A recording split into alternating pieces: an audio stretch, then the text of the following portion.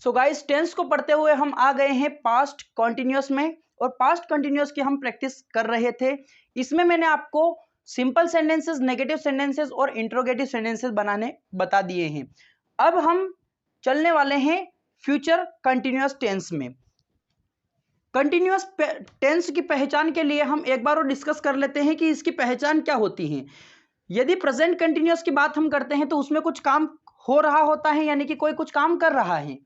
और यदि past continuous को देखें तो वहां पर कुछ काम हो रहा था, और अगर हम फ्यूचर कंटिन्यूअस की बात करेंगे तो वहां कुछ काम हो रहा होगा।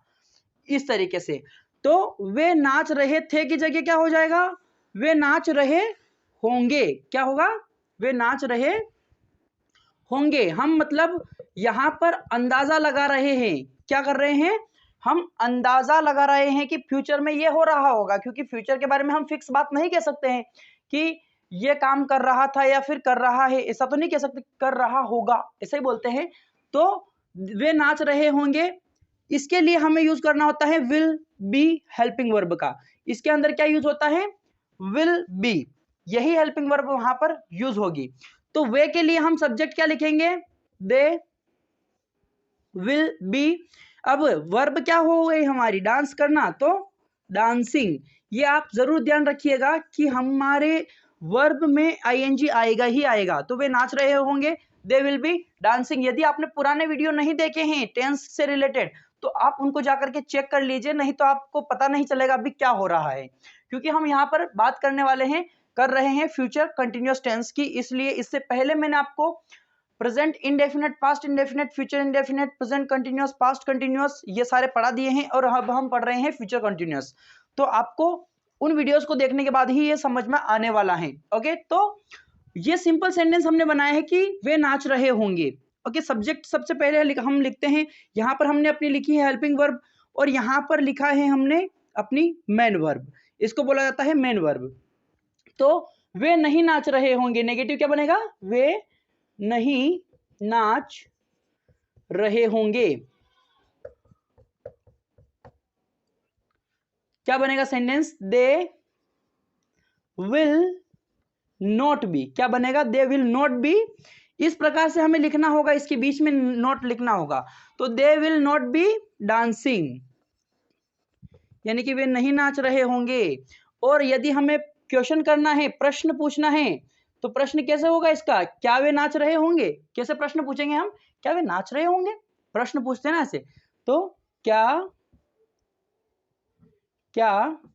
वे नाच रहे होंगे, कैसे पूछेंगे, क्या वे नाच रहे होंगे। तो हमारी हेल्पिंग वर्ब आगे आ जाती है क्वेश्चन वाले सेंटेंस में। तो विल दे